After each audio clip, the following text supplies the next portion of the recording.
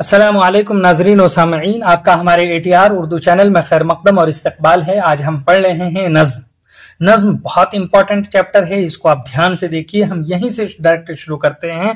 नज्म के लुग़वी माना इंतजाम व तरतीब या आराइश के हैं। ये लुग़वी माना है, याद रखिएगा, इंतजाम व तरतीब या आराइश। आम मफहूम में ये लफ्ज नस्र के मद्दे मुकाबिल यानी एक दूसरे के अपोजिट में इस्तेमाल होते हैं के तौर पर इस्तेमाल होता है और इससे मुराद पूरी शायरी होती है। किसे नज्म से मुराद पूरी शायरी होती है जब नस्र के मद्दे मुकाबिल इस्तेमाल करते हैं। इसमें वो तमाम असनाफ यानी सिन्फ की जमा है असनाफ, किस्म, तमाम असनाफ, और ये उसलूब की जमा है असालीब, तमाम स्टाइल्स शामिल होते हैं जो हैत के एतबार से नस्र नहीं है। किसमें? नज्म में। इस्तिलाही मानों में गजल के अलावा तमाम शायरी को नज्म कहते हैं। अगर इस्तिलाही माने की बात करें तो कह रहे हैं कि जो गजल है उसके अलावा तमाम शायरी को आप नज्म कहते हैं। आमतौर पर नज्म का एक मरकजी ख्याल होता है, यानी सेंट्रल आइडिया होता है किसका? नज्म का, जिसके गिर्द पूरी नज्म का ताना बाना बुना जाता है।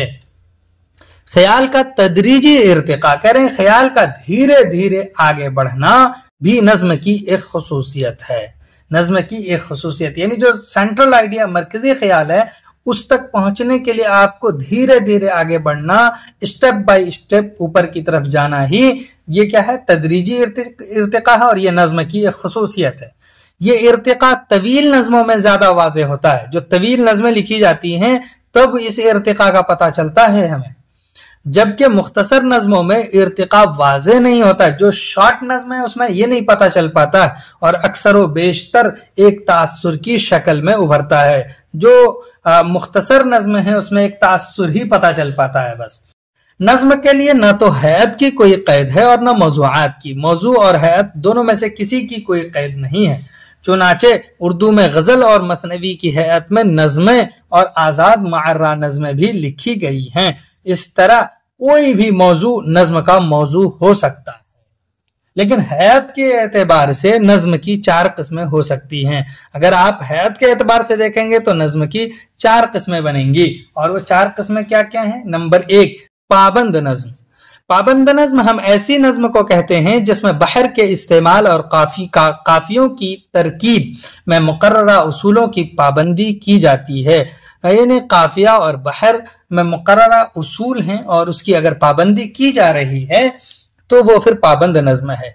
नए अंदाज की ऐसी नज्में भी जिनके बंदों की साख्त यानी बनावट मुरवजा हैतों से मुख्तलिफ हो, या जिनके मिसरों में काफियों की तरतीब मुरवजा उसूलों के मुताबिक न हो, लेकिन उनके तमाम मिसरे बराबर के हों और उनमें काफिये का कोई न कोई इल्तिजाम पाया जाए, पाबंद नज्म कहलाती हैं।